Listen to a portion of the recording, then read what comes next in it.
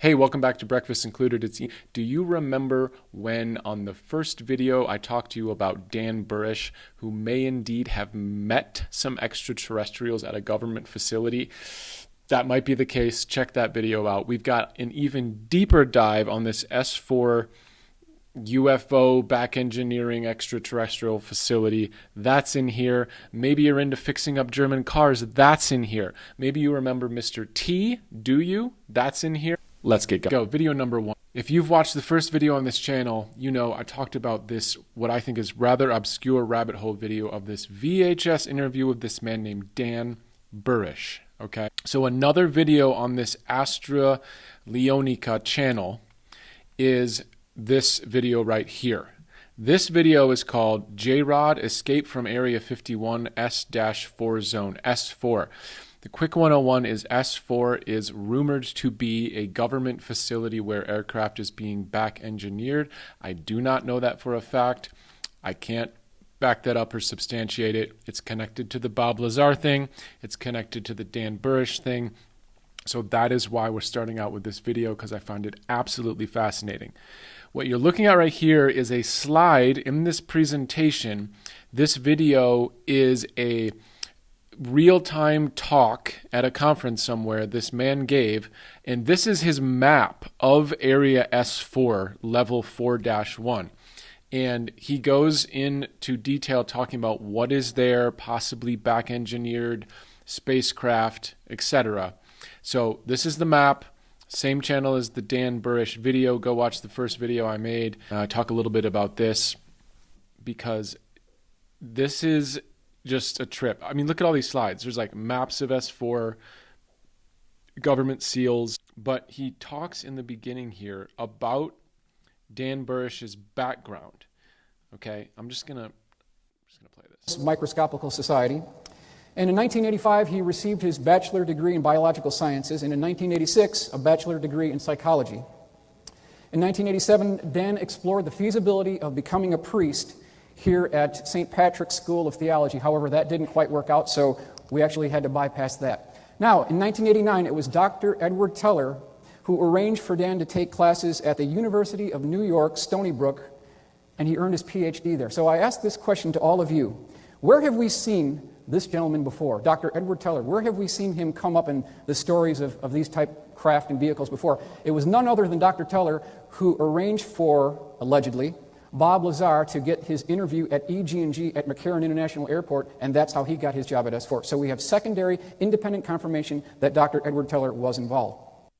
Okay, so if you've been following the UFO thing, Bob Lazar has been in a documentary by Jeremy Corbell. He was then on the Joe Rogan show. He claims to have worked at the S4 facility, back engineering alien spacecraft. The documentary by Jeremy Corbell is absolutely fascinating, but what this man is talking about is that this Dr. Teller guy is connected to both Dan Burrish and Bob Lazar in getting them in these positions where they eventually ended up at the S4 facility. This video is 46 minutes long, and it is just a straight-up presentation of what is going on at S4. There's pictures of this place. Again, I don't know if any of this is real.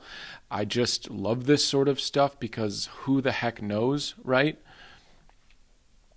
This is supposedly a picture of the S4 facility.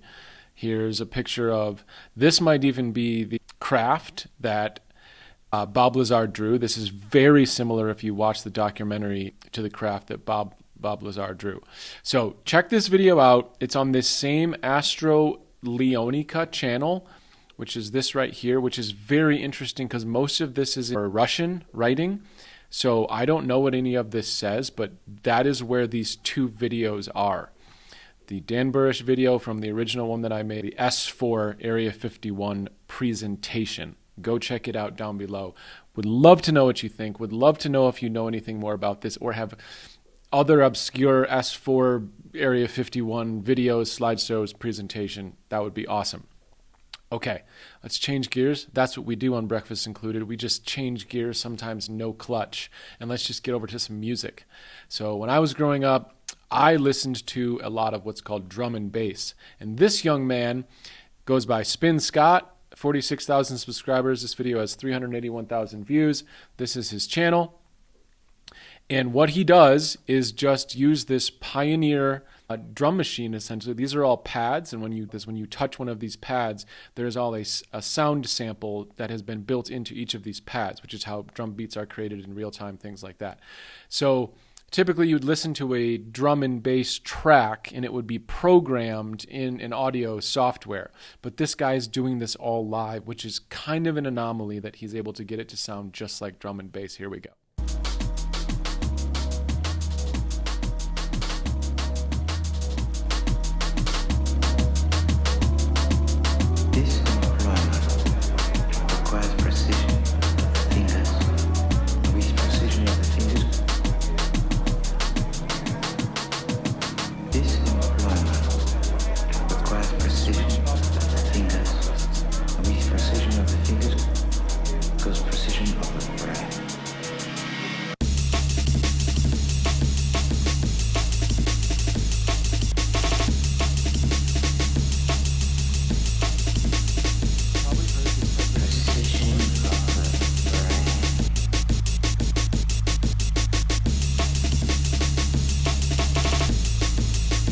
So the reason this is so cool is because nobody does this live in real time like this. It's usually programmed, like I said, in an audio software.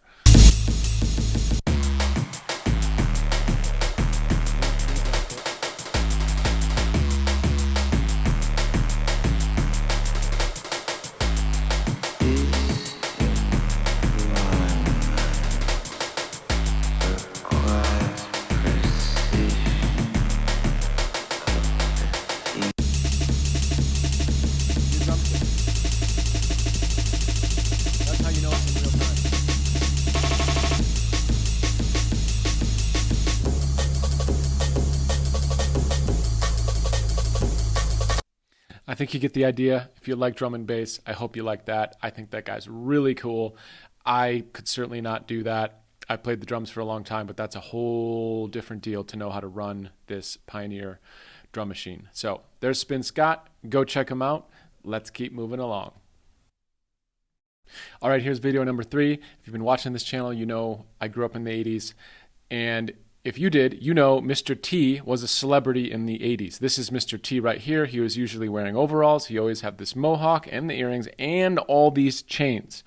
I believe Mr. T is still alive. I think I saw him in an advertisement recently. But what this is the Mr. T fashion show. Somebody ripped this from VHS, which you know I absolutely love VHS on YouTube. This is Dork432, 86 subscribers, 46,000 views on this video. Clothes express your personality. So express yourself and not someone else. Do Calvin Klein, Bill Blass, or Gloria Vanderbilt wear clothes with your name on it? No, of course not.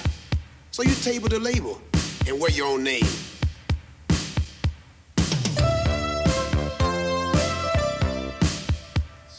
Zena and Zena, for that exciting walk to the grocery store. Here's Zena and Zena from San Bernardino. That's my favorite part of the video. Zena and Zena from San Bernardino, which I believe is San Bernardino, California. That is why Mr. T was great, is great, why this video is great. Thank you, Zena and Zena.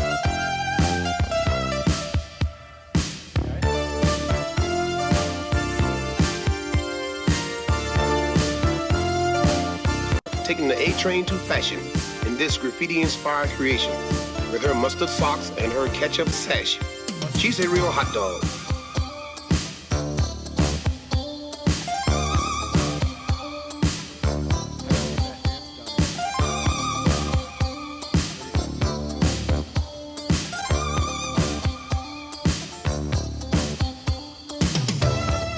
Jeff, who's the hippest kid in town. Ain't no doubt when Jeff's around, with pants pegged tight and hair in thinners, he's the 80s nod to 50s splendor. Her English bowler hat and Japanese kimono. Makes me want to start another channel that's just called English Bowler Hat and Japanese Kimono. Athena combines the very best of East and West, with more than a dash of American-style know-how.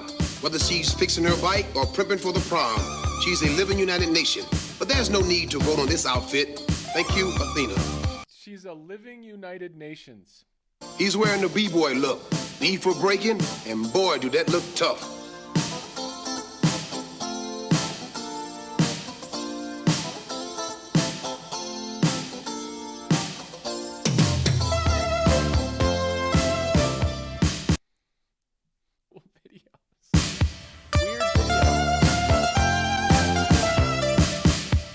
We're going to leave it at that. The links are all down below, of course.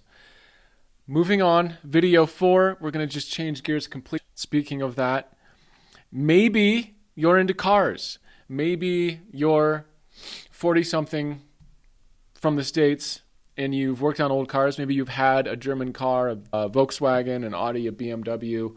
I have the old ones. I've tried to work on them. This video, I absolutely love auto repair videos that are just camera set up, click record. I tried to replace the timing belt on a 1.8 Volkswagen engine. What I had to do was remove the entire front of the vehicle. But what this person does, I'm going to play this for you.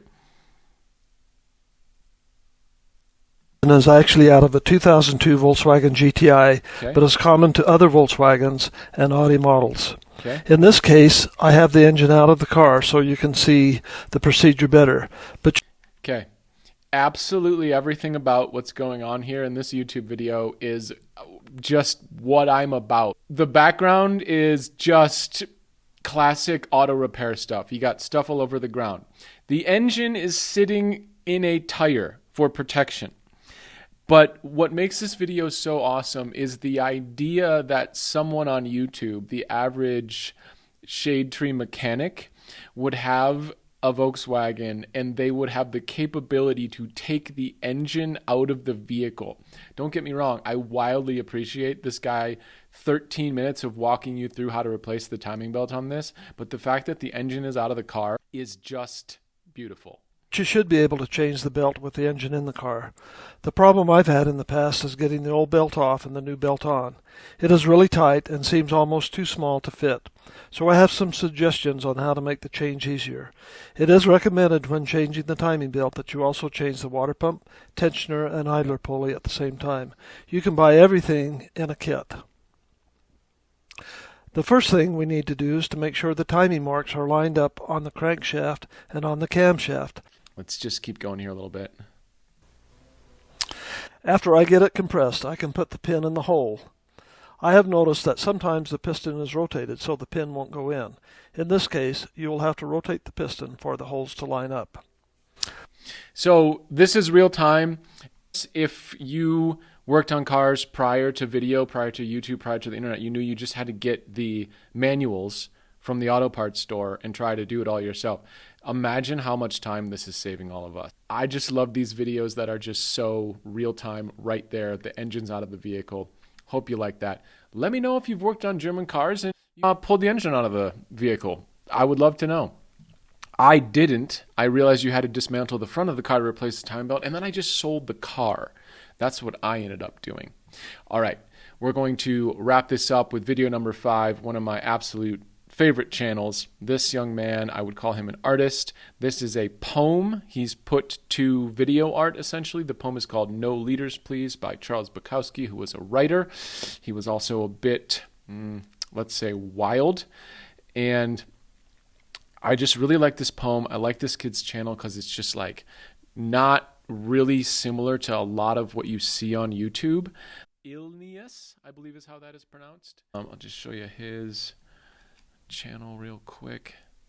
So kid with a camera, 343,000 subscribers, 93 videos. Those are some good numbers, right? Let me just play this for you. No Leaders, Please by Charles Bukowski.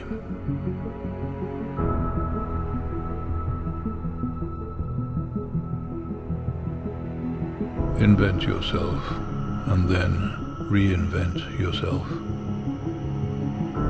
Don't swim in the same slough.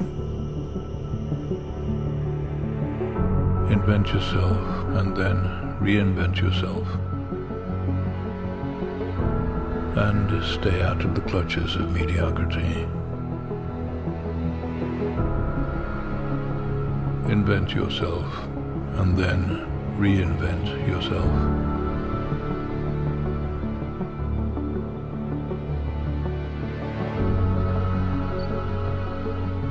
Change your tone and shape so often that they can never categorize you.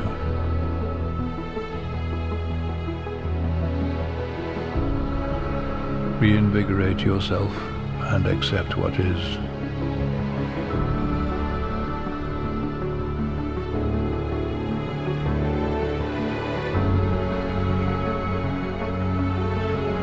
But only on the terms that you have invented and reinvented.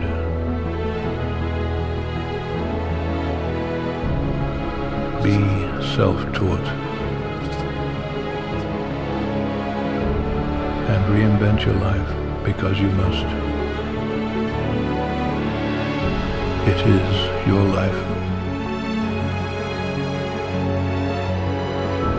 and its history and the present belong only to you.